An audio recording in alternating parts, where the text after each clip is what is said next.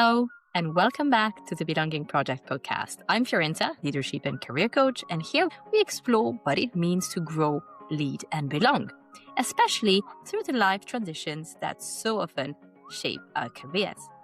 Today's episode is a little different. It's for working parents, of course, but it's also for managers, leaders, HR professionals, and anyone who has responsibility for helping people thrive at work. One of the things I've noticed through coaching is that most managers genuinely want to do the right thing. Most managers actually have empathy. Okay, you might disagree on this one, but that's what I'm noticing. What they don't have is a roadmap or a toolkit that is fit for the diverse teams that they have. If a leader became a parent not too long ago, or maybe it's fresh in their memory, you as the working parent in that team, you will likely feel seen and heard. You'll get asked the right questions, and that's brilliant. That's just going to be a brilliant experience for you. But if that's not the case, so your leader is not a parent or became a parent a while ago, we're asking managers to support people through one of the biggest identity shifts of their life.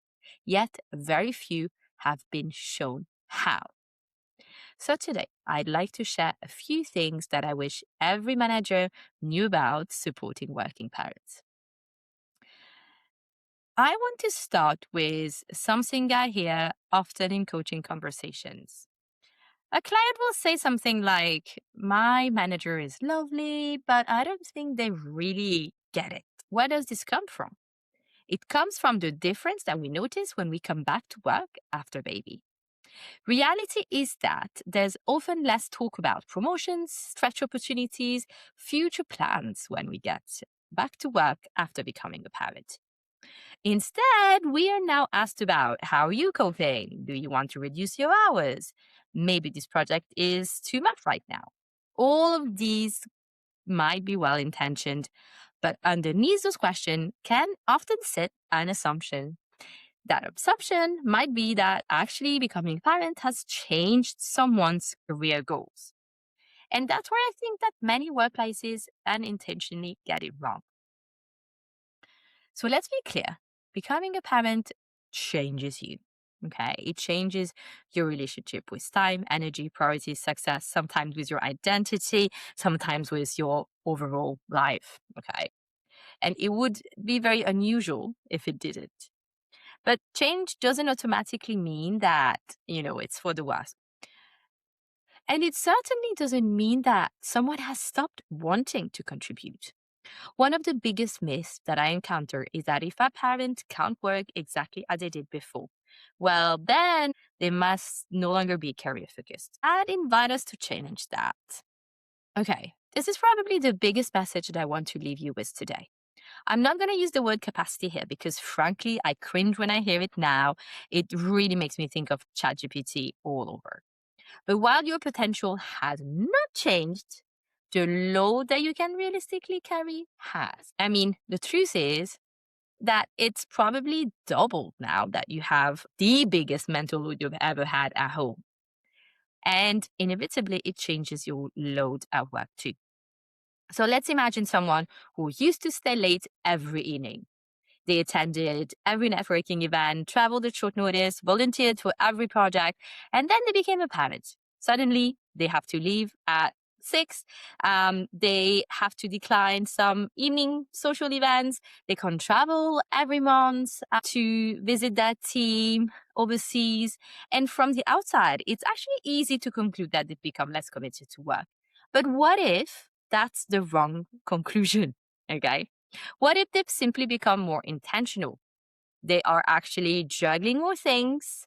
What if they're making hundreds of decisions every single day that most colleagues will never see, will never think about, right? For example, who's collecting from nursery? Who stays home with a poorly child? What happened if school calls and says my child is unwell and you have to pick up? Okay, so perhaps the most valuable thing that any manager can do is replace assumptions with curiosity. Every family is different. Some parents are eager for promotions. Others want stability for a little while. Some have grandparents nearby. Others have no support at all. Some are solo parents. Some are caring for children with additional needs. No two families or no two experiences are the same. So instead of assuming that your team members' career goals have changed, please let's ask. Here are some examples to help you as a leader kickstart this conversation. Number one, what matters to you this year? Number two, what would meaningful growth look like? Number three, what kind of work gives you energy? The other thing that really saddens me is how many parents tell me that career conversation completely disappeared after they had children. That's right. They came back to work and then all of a sudden, nobody asked where they wanted to grow.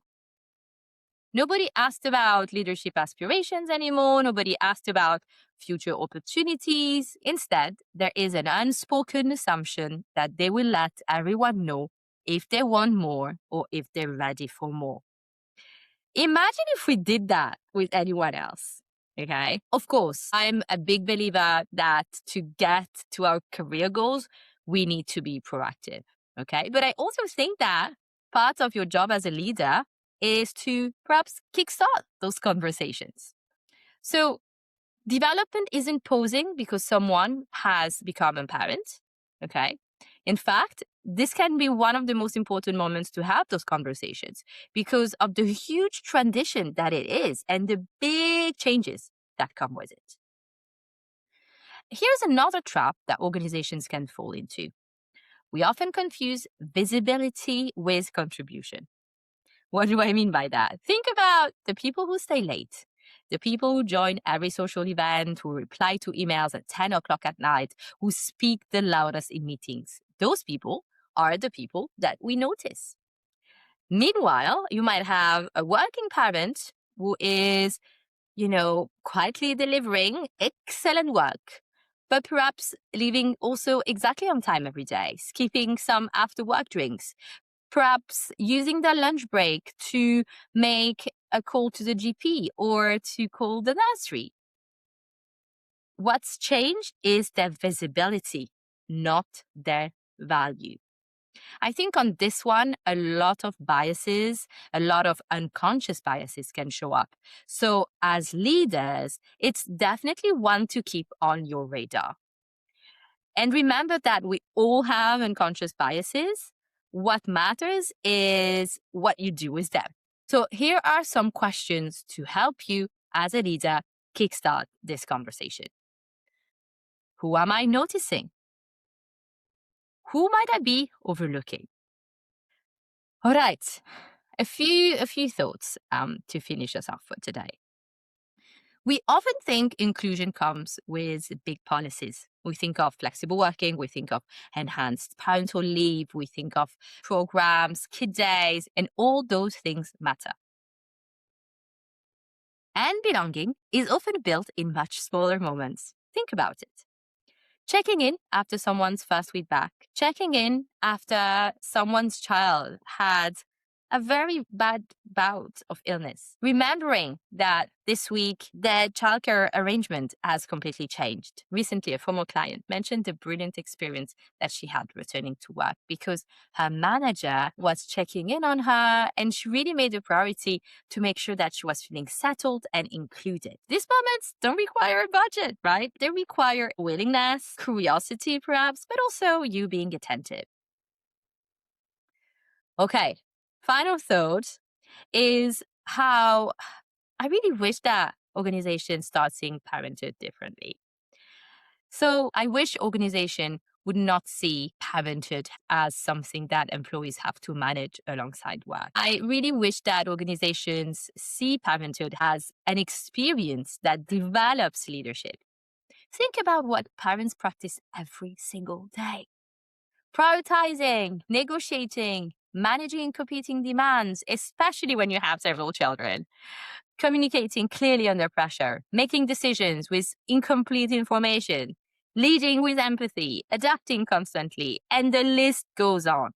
Those are true leadership skills. The issue right now is rarely organizations recognize where those skills have been developing. If you're a manager listening today, I'd love to leave you with one question. Who is the working parent in your team that you haven't really had a meaningful career conversation with recently? Ideas to ask about: where they want to grow, what success looks like right now.